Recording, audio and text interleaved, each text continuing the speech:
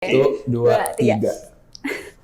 Nah, yang menang. Iya. Oke. Aku dulu ya.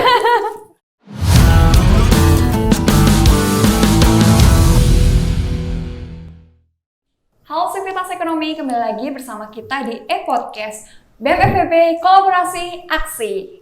Oke, teman-teman gimana nih kabarnya? Pastinya kalian bakal kangen sama podcast-podcast sebelumnya, dan kali ini kita dari BEM FEB akan menghadirkan kembali podcast dengan suasana yang baru dan juga dengan bintang tamu yang baru serta membahas tentang topik yang sangat menarik. Tapi sebelum itu, aku akan memperkenalkan diri aku terlebih dahulu. Perkenalkan, nama aku Niken Mahesa yang saat ini akan menemani kalian untuk menghabiskan waktu di podcast kali ini.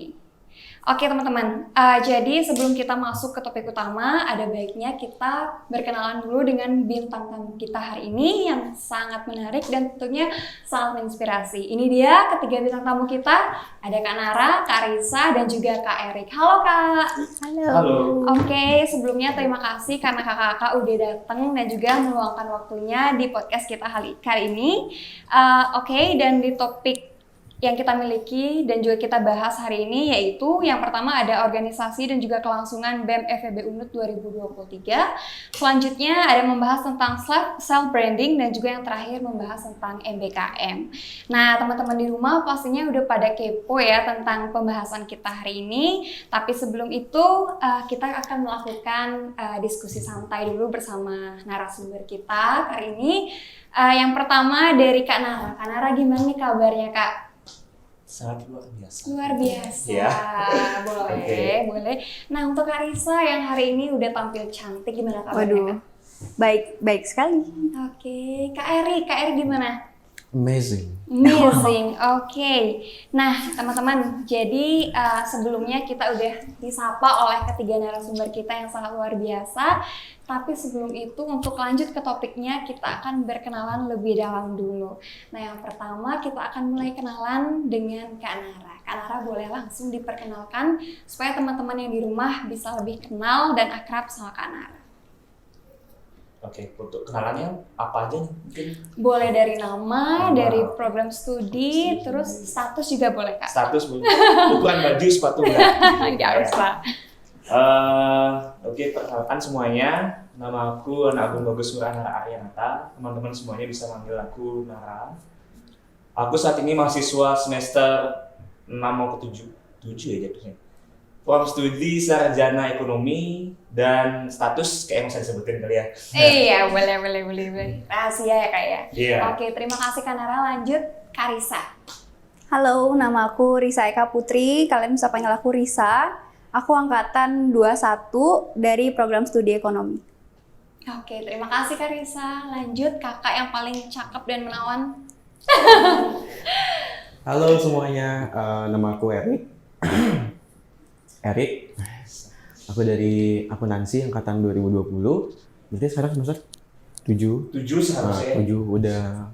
Kebetulan semester 6 kemarin lulus, jadi sekarang udah semester 7. Kamu lulus? Lulus. Iya, gitu. Jadi sekarang udah tahun keempat ya, mau tahun terakhir. Jadi ya udah jadi malang, udah mahasiswa lama. Sekarang. Oke, thank you Kak Erik. Oke, jadi itu dia perkenalan kita bersama tiga narasumber kita yang sangat luar biasa dan tentunya sangat menginspirasi. So, kita akan lanjut ke sesi Q&A. Dari kakak udah siap ya? Ya siap. Oke, yang pertama Kak, ini kan pengen tahu kira-kira apa aja sih kesibukan dari kakak semua ini. Mulai dari Kak Nara boleh? Oh, kakak lagi, oke. Untuk saat ini kesibukan tentunya mahasiswa aktif, masih rajin ke kampus, masih. Oke. Lalu untuk mungkin dari organisasi ada kurang lebih 4. Yang pertama ada tentunya BMFEB Tercinta. Yang kedua ada ikut duta pariwisata juga di tingkat kota. Tapi ini udah lengser mungkin sebulan yang lalu. Lalu yang ketiga jadinya itu ada duta pariwisata juga tapi di tingkat provinsi.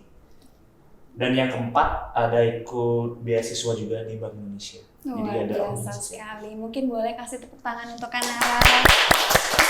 Oke, selanjutnya ke Kak Risa. Halo. Halo, Karisa, boleh nggak sih dijelasin sedikit kira-kira selain menjadi mahasiswi aktif, kesibukan kakak kira-kira apa? Kalau aku kesibukannya untuk sekarang, karena juga kebetulan lagi libur juga ya, aku kesibukannya kerja, aku freelance sebagai model gitu. Oke, sebagai model. Cantik ya kakak kita satu ini. Thank Next, you. yang terakhir. Kak Erik, boleh nggak sih kak diceritain kesibukan kakak? Soalnya Boleh. kan lihat-lihat kakak tuh sibuk banget ya, jadi kita Wow. harus tahu kesibukan kakak apa aja sih. Wow, Sibuk banget ya. sibuk Dan banget. juga prestasi. Wow. Wow. Jadi thank you pertanyaannya ya. Ini pertanyaan sejuta umat. Bohong, bercanda enggak. Jadi kelihatan dia sibuk sih, tapi sebenarnya nggak ngapa-ngapain juga. Maksudnya kayak selain menjadi mahasiswa, yang sebenarnya nggak sibuk-sibuk juga banget ya. Maksudnya kayak kuliah 4 hari seminggu masih bisa nyambi gitu. Sekarang mungkin mainly lagi ambil project bareng XL Axiata, ada sebuah project ya. Jadi ada kerjaan juga di luar kampus. Oke, luar biasa. Nah, aku mau tanya lagi nih kak. Di balik kesibukan kakak semua ini kan punya kesibukannya beda-beda ya. Ada yang kayak Kanara sibuknya di organisasi, Kak Risa kuliah sambil kerja, kakak juga kebetulan sibuk di project. Nah, gimana sih kak kira-kira caranya dan juga tips and trick untuk saya dan juga untuk rekan-rekan yang menonton podcast kita kali ini, gimana sih caranya untuk membagi waktu supaya prioritas kita sebagai mahasiswa tidak terganggu dan juga kerjanya tetap jalan gitu kak. Gimana kira-kira? Kalau dari Kak Nara gimana? Kan tadi udah kakak 2 kali, boleh yang lain gitu? Oh boleh. Boleh? Ini mungkin Boleh dari Kak Erik boleh. Risa mungkin? diganti lagi. Siapa dulu nih? Kalau dari, oke mau ladies first aja ya? Shoot aja ya? Mau sweet aja? Sweet Oke, aja ya? boleh, oke. 1, 2, 3. Nah, Yang menang? Iya. Oke. Aku dulu ya. Jadi kalau aku tipsnya ngatur waktu berarti ya. Kalau aku Oke. sih yang paling penting punya skala prioritas. Yang tadi sesuai dengan pertanyaan juga prioritasnya sekarang kan masih kuliah. Jadi skala prioritas yang pertama sama planning. Kalau di aku planning sih yang paling ngaruh untuk time management. Karena kalau aku nih kan sambil kerja di awal semester itu aku udah jadwalin kapan kuliah, jadwalnya kayak hari-harinya sama sampai ke jam-jamnya juga. Sampai aku juga note gitu liburnya kapan. Jadi nanti aku bisa ngambil kerjaannya sesuaiin di waktu aku yang kosong gitu. Jadi nggak keteteran gitu. Terus kalau misalnya untuk apa ya? Daily plan gitu aku juga ada kayak biasanya sehari sebelum kegiatan aku buat plan besok tuh mau apa, kegiatannya apa supaya tetap semua tuh bisa terjalankan gitu, nggak ada yang ketinggalan sama nggak ada yang keteteran. Terus juga pasti kalau kita buat planning tuh masih ada spare waktu lebih gitu, karena kita ada plan dari awal gitu. Gitu sih kalau dari aku. Oke, luar biasa sekali. Terima kasih Kak Risa. Nah, selanjutnya kita akan bertanya ke Kak Erik. Untuk Kak Erik nih, kira-kira apa tips and trick? kalau aku time management sejujurnya masih belajar banget ya teman-teman ya. Maksudnya itu problematika sejuta umat nggak sih? Iya. Meskipun kita cuman kuliah doang itu, kalau kita nggak bisa manage waktu kita dengan baik, tugas mungkin nggak kekumpul, mungkin main juga nggak dapet, jadi kita tidur doang dan lain sebagainya. Jadi itu sebenarnya nggak ada hubungan dengan sibuk atau enggaknya sebenarnya. Cuman kalau aku sendiri itu biasanya make tools segampang Google Calendar aja sih. Jadi satu hari itu kayak aku ngeplot misalnya mau ujian, hari ujian aja biasa gitu. Jadi mau belajar matkul A berapa lama, matkul B berapa lama, matkul C berapa lama. Udah gitu tentuin juga waktu kosong, waktu mainnya berapa lama. Karena ada satu penelitian yang bilang kalau yang justru kita harus tetepin di awal adalah waktu main kita, biar dalam satu hari kita tetap bisa ngerasa produktif karena kita punya goals untuk nyari waktu main itu gitu. Kalau misalnya kita nge-set terus jam kerja atau jam belajar aja terus tanpa waktu main, jadi kita kayak kepikiran gimana ya, maksudnya kayak di otak kita itu bahwa ini sehari ini kita full kerja doang, nggak ada mainnya, jadi nggak asik hari ini, jadi kita bakal lebih tidak produktif. Jadi kalau dari segi tools biasanya aku pakai Google Calendar, simple aja banget. Sama kok dari segi konsep itu sebenarnya ada namanya konsep Eisenhower Matrix. Oke. Itu biasanya pakai dalam satu hari gitu, dalam satu minggu atau dalam satu hari aja deh. Itu ada 4 bagian, ada yang urgent, important, dan kalau nggak salah lagi 2 aku lupa apa. Jadi itu bisa teman-teman tempatin di sana. Misal satu hari untuk kerja itu termasuk urgent atau important menurut teman-teman gitu. Jadi nanti dilihat yang mana yang paling urgent dan important itu yang teman-teman kerjain. Jadi coba dicari di Google tahu tentang Eisenhower Matrix gitu. Oke, terima kasih untuk Kak Erik. Nah, selanjutnya nih dari Kak Nara. Kira-kira tadi kan kita udah tahu ya teman-teman ya, Kak Nara itu super sibuk. Selain di BEM, Kak Nara juga mengikuti beberapa organisasi yang lain. Nah, jadi kita pengen tahu kira-kira dari sisi Kak Nara gimana sih tips and trick agar bisa membagi waktu dengan baik. Silakan Kak Nara. Oke. Kalau membagi waktu kurang lebih sama seperti Erik sebenarnya. Jadi kakak juga punya Google Calendar gitu. Jadi di-plot juga tanggal-tanggalnya, kemudian apa yang aja yang harus dikerjakan satu hari, dan nggak tutup kemungkinan juga kakak juga ada pakai note sendiri untuk ngisi beberapa hal kecil yang harus dikerjain, karena ada beberapa kegiatan yang untuk pakai waktu nggak banyak dia, tapi setiap hari harus dikerjain tuh. Kayak contohnya ada untuk ngecekin grup tuh harus sediain waktu kurang lebih mungkin ya satu hari itu mungkin beberapa menit untuk nyediain waktu untuk ngerevisi, ngecekin satu-satu gimana progresnya dari teman-teman yang lain kayak gitu. Jadi sejauh ini Google Calendar memang yang paling bagus sih untuk time management. Ya, time management. Oke, thank you Kak Nara. Nah, jadi kita udah tahu 3 tips dari kakak-kakak kita di sini yang mungkin teman-teman di rumah bisa terapin, atau mungkin kalau misalnya ada yang kurang jelas, boleh nggak sih Kak teman-teman itu kontak langsung ke kakak-kakak? Boleh ya? Boleh. Oke. Boleh. Kembali ke bahasan kita di awal, kita ada membahas tentang MBKM nih Kak. Nah, jadi di sini aku mau tanya ke Kak Erik. Takut sekali ya. Ke Kak Erik, iya. Nah, Kak Erik bisa nggak sih dijelasin secara spesifik mungkin tentang MBKM? Jadi apa dan bagaimana caranya agar kita bisa menuju ke MBKM gitu kan? Berat ya, Bun ya? Iya, sedikit berat. Sedikit berat ya. Jadi MBKM itu kan Merdeka Belajar Kampus Merdeka gitu ya. Iya, betul. Jadi ini kan sebenarnya skema atau program gitu yang dibentuk biar kita bisa merdeka pas ngampus gitu. Memang terjajah Kak selama ini? Nggak ya, nggak terjajah juga. Maksudnya dengan adanya ini jadi peluang baru, jadi pintu baru buat kita mahasiswa yang melempem kayak kerupuk seblak belum direbus gitu misalnya, masih melempem, itu bisa direbus atau digoreng jadi makanan seblak yang enak gitu. Jadi intinya melalui skema program ini kita dibukakan pintu ke berbagai perusahaan, ke berbagai instansi yang memang berfokus untuk pengembangan diri kita sendiri juga. Jadi biar kita jadi kerupuk yang belum matang, kerupuk kaku, kerupuk melempem, masuk ke MBKM setidaknya udah setengah jadi. Setidaknya udah enak lah dimakan gitu. Meskipun belum berbumbu. Itu kasarnya. Jadi di program MBKM ini banyak banget ada subprogramnya, ada kampus mengajar, studi independen, dan yang paling populer sih biasanya magang ya. Dan kebetulan yang aku ikutin di tahun 2022 di semester 5 lalu, itu waktu aku juga jadi ketua lembaga juga, jadi sambilan juga magang, itu magang Merdeka di Bank Mandiri sebagai young banker gitu. Jadi mungkin sebatas pengetahuanku juga, kalau yang aku dan teman-teman tahu sendiri, untuk ikut MBKM ini sebenarnya sebenarnya MBKM ini kayak jadi sebuah tren baru gitu nggak sih?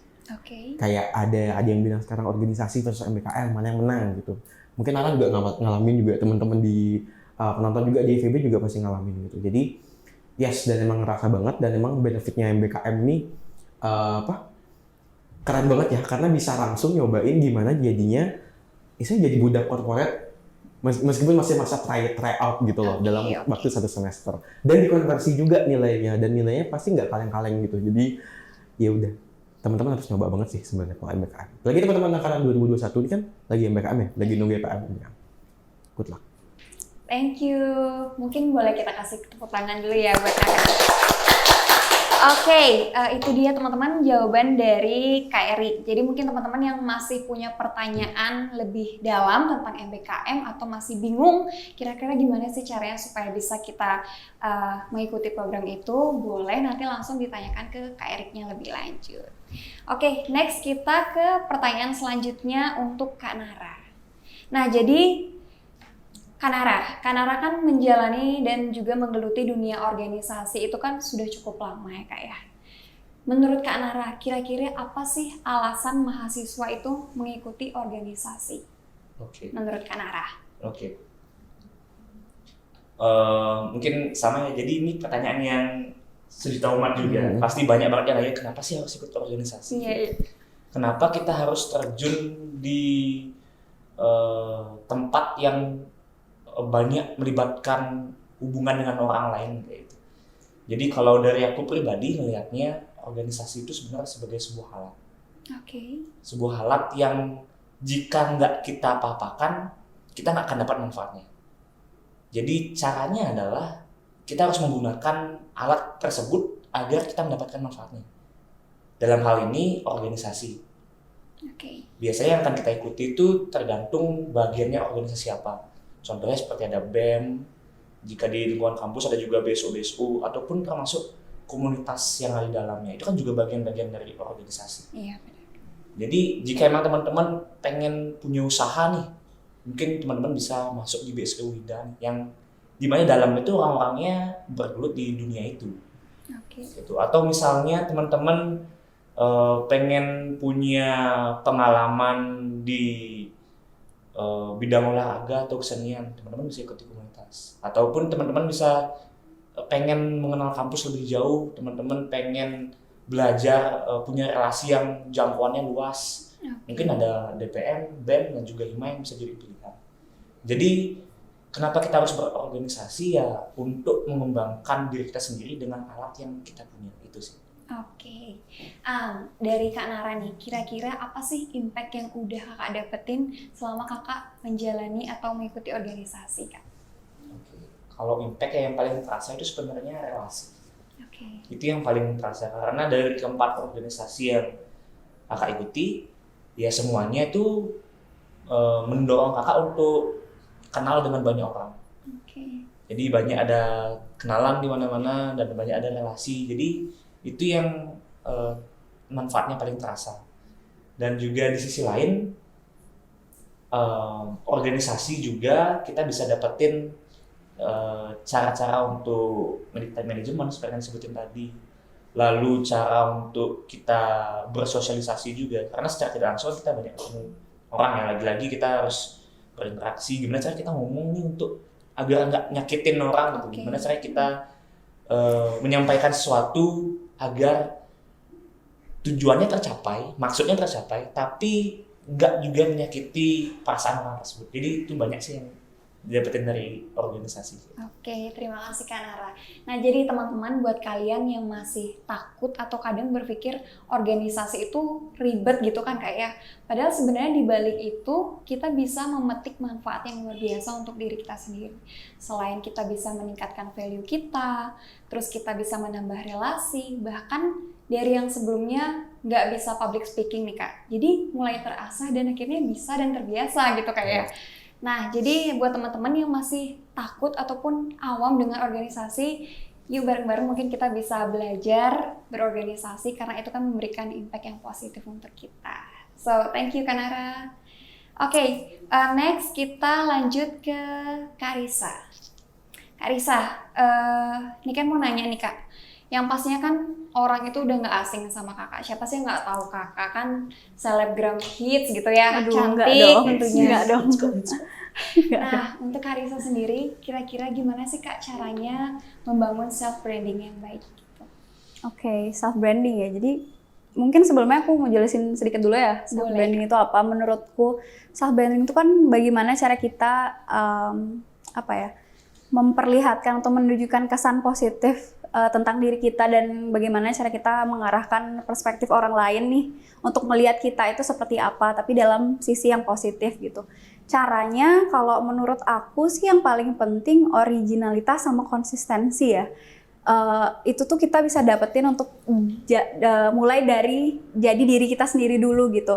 Jadi diri sendiri itu mulai dulu kenalin diri kamu, kayak misalkan kita tuh siapa sih, kesukaan kita apa, kemampuan kita di mana, atau sisi positif mana yang kita mau tunjukin gitu ke orang-orang. Jadi nggak semata-mata kita jadi diri sendiri, kita tunjukin gitu semuanya tentang kita, enggak, tapi kita pilih sisi positif mana sih yang mau kita kasih lihat ke orang. Jadi di situ yang bisa dibilang jadi brandingannya gitu. Terus menurut aku juga kenapa penting untuk jadi diri sendiri dalam membangun self branding itu supaya bisa konsisten. Karena kalau misalkan kita berusaha banget nih jadi orang lain atau apa ya, jadi kayak anggapannya kayak palsu gitu tuh bakal susah banget sih untuk konsisten. Jadi menurut aku mulai dulu deh dasarnya jadi jadi diri sendiri dulu, baru dari sana kita pelan-pelan belajar cari tahu audiens kita siapa, baru di sana pelan-pelan kita bangun self branding itu. Gitu sih. Oke, luar biasa sekali. Boleh saya minta tepuk tangannya untuk Karissa. Luar biasa sekali. Nah, Karissa, tadi kan di awal kita udah sempat bahas kalau kakak saat ini kebetulan sedang kuliah sambil bekerja. Iya. Nah, boleh nggak sih aku tahu alasan kakak, kenapa sih kakak memilih kuliah sambil bekerja? Apalagi kakak nggak ngerasa kayak, oh berat nih bagi waktunya, terus beban nih karena kuliah itu kan lagi masa berat-beratnya sekarang. Gimana sih Kak, alasan kakak tuh apa, terus gimana tipsnya supaya semua itu balance gitu Kak? Oke.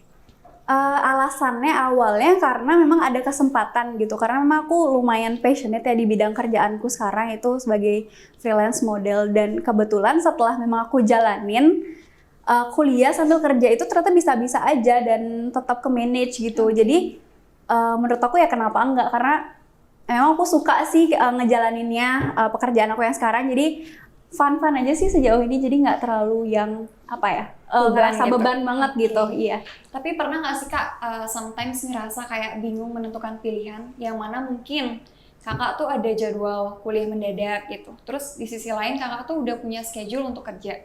Gimana sih Kak mengatasi itu tuh, gimana caranya? Kalau bingung milih itu udah pasti pernah. Iya. Kayak misalkan benturan gitu, jadwalnya ada jadwal kuliah, terus tiba-tiba ada tawaran kerja, itu kan pasti bingung kan milih yang mana. Tapi so far aku lebih itu tadi skala prioritas. Aku untuk sekarang aku masih prioritasin kuliah dulu. Kalau memang tiba-tiba jadwal kuliah itu cancel atau tiba-tiba nggak ada dosen gitu kan, biasa kayak gitu, jadi baru aku bisa ngambil kerjaan gitu. Atau enggak, kerjaannya aku upayain dulu, kalau misalnya bisa di reschedule ya di reschedule, kalau enggak ya udah aku relain sih biasanya. Oke, jadi tetap harus tahu skala prioritas ya Kak ya. Oke, thank you Karissa. So, teman-teman, buat kalian yang mungkin sedang mengalami masalah yang sama dengan Karissa, bingung antara mau prioritasin kuliah atau bekerja, tentunya harus tetap prioritasin kuliah ya Kak ya. Karena itu kan hal yang utama untuk kita. Mungkin nanti kalau masalah kerjaan itu masih bisa diatur waktunya gitu benar. Kak ya. Oke, next kita mau lanjut ke pertanyaan berikutnya tentang planning. Oke, aku mau nanya ke Kak Nara. Kak Nara ini kan mungkin udah lama banget mendalami dunia organisasi. Kira-kira gimana dan apa rencana kakak ke depannya untuk BEM FEB 2023? Oke. Kalau rencana untuk BEM FEB ya, artinya ini kan kurang lebih sisa 6 bulan lagi nih. Iya. Untuk BEM FEB. Fokusnya saat ini adalah dari misi yang kakak bawa untuk BEM FEB agar fungsionarisnya di sini berdaya. Jadi dalam artian kita 95 orang yang ada di dalam ini memiliki kemampuan untuk bersaing nantinya di dunia kerja. Oke. Itu yang misi yang kakak bawa dari awal. Jadi bener banget seperti yang tadi dibilang sama Erik juga, kalau iya emang terasa untuk misalnya MKM dan juga organisasi kayak gitu, itu memang terasa. Tapi di sisi lain sebagai orang organisasi juga, gimana sih kita mengembangkan ini agar paling tidak di ring satu saja orang internal organisasinya juga memiliki kemampuan dan juga peluang untuk bersaing gitu. Dan itu yang kakak coba masukkan di dalamnya, entah itu coba membuat pelatihan desain buat mereka. Jadi paling nggak mereka punya dasar dan juga basic untuk aplikasi desain, entah yang paling sederhana Canva atau mungkin masuk ke Photoshop dan lain sebagainya. Kayak itu mungkin juga copywriting juga untuk menyusun konten dan sebagainya. Ada juga kemampuan untuk jaringan sosial yang lain. Jadi kakak sekarang di BEM seperti tagline-nya kolaborasi aksi. Jadi kakak mau coba bawa BEM FEB ini menjaring kolaborasi lebih jauh. dan juga sekaligus menggerakkan atau beraksi bersama-sama dengan banyak orang. Itu makanya kemarin juga ada beberapa organisasi luar yang kita ajak, ada Sungai Watch, lalu sebelumnya kalau benchmarking mungkin sudah biasa, kita rencana juga ada OJK juga rencananya kita akan bertemu. Lalu kemarin ada Kaliber juga sempat. Jadi sebenarnya fokusnya adalah kita punya peluang untuk bersaing. Gitu. Jadi kakak mulai dari internal dulu. Mungkin nanti yang di periode selanjutnya bisa lebih luas lagi, lebih baik. Oke, luar biasa. Boleh ya kita tepuk tangan untuk Kak Nara. Nah, jadi Kak Nara ini tidak hanya ingin mensukseskan internal BEM, yang tentunya kita harus memiliki manfaat yang positif untuk orang-orang di luar kan gitu ya Kak ya. Ya semoga semua visi misi Kak Nara ini sukses sesuai harapan dan juga memberikan dampak yang positif untuk semua orang. Oke. Balik lagi. Sekarang aku mau tanya ke Kak Risa nih Kak. Balik lagi. Kakak kan sekarang udah kuliah sambil kerja. Yap. Nah, setelah lulus, kira-kira kakak itu bakal lanjut kuliah atau kakak akan fokus ke kerjaannya kakak yang sekarang? Oke. Kalau untuk sekarang planningnya pastinya aku pengen banget sih lanjutin kerjaannya, terus juga ngasah kemampuanku di sana karena memang aku passionate dan aku suka banget sama kerjaanku. Tapi nggak nutup kemungkinan juga aku bakal lanjut pendidikan dan juga coba pekerjaan-pekerjaan lain gitu di luar itu. Terus lebih mengasah potensi-potensi lain sih yang ada di diri aku, kayak nyoba hal yang baru atau apa gitu nanti. Oke, thank you Kak Risa. Jadi sambil jalan, sambil kita lihat peluangnya, terus lanjut ya Kak ya. Oke. Nah, next untuk Kak Erik nih Kak. Untuk Kak Erik kan super sibuk ya, kita tahu ya. Kira-kira setelah lulus S1 nanti, kira-kira S3. Kak Erik... Tuh enggak bohong kan. Tapi amin loh Kak ya, amin ya. Kira-kira lanjut dulu atau kakak akan fokus berkarir gitu Kak? Atau menikah, betul Kak. Pilihan yang bagus ya. Kalau saya boleh jujur nikah, bohong nggak bercanda. Kalau saya sih, kalau aku sih di planningku gitu kan, ada IDP, Individual Development Planku. Sampai lulus itu rencananya sih maunya kerja dulu. Somehow misalnya kalau kerjanya perlu naik gaji gitu, misalnya biar gaji saya 3 digit, perlu S2 dulu, baru naik gaji gitu. Jadi rencana sekarang masih berkarir dulu, astungkara berkarir ya. Terus kemudian kalau ada kesempatan melanjutkan pendidikan, lanjutkan. Kalau berkarirnya sangat fokus dan 3 digit, 4 digit, wah bismillah ya. Amin. Itu kan impian semua orang gitu kan. Ya. Kalau misalnya bisa seperti itu, ya saya lagi, ya aku akan berkarir gitu. Jadi intinya mengumpulkan cuan sebanyak-banyaknya dalam visi misi menjadi tuan muda kaya raya gitu. Amin Tuhan. Oke Kak, kira-kira Kak Erik punya nggak sih kayak perusahaan impian untuk nanti, oh kakak pengen kerja di sini nih, kakak pengen jadi ini. Punya nggak sih? Pastinya punya ada dong. Ada dong. Temen, ini kan ada. Ada dong. Apa? Oh, nanti kalau itu di sesi berikutnya. Dari kakak dulu dah. Oh iya, nggak boleh nanya ya, maaf. Kalau aku sih, aku nggak tahu ya, tapi di planningku aku pengen di Big Four. Di four of the biggest accounting firm in the world. Tapi targetnya sih masih yang D, tapi nggak tahu nanti dapatnya yang di P, K, apa di E atau juga. Oke, luar biasa sekali, tepuk tangan untuk Kak Erik. Nah, Kak Erik, akhirnya kita sudah sampai di penghujung acara.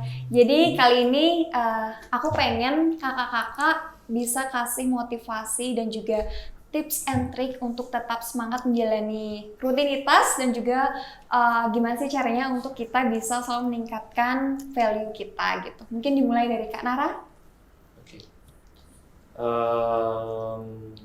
Motivasi ya. Kalau bicara tentang motivasi, sebenarnya semuanya berasal dari dalam diri kita aja. Jadi apa target kita? Kalau istilahnya Erik tadi ada individual development goals.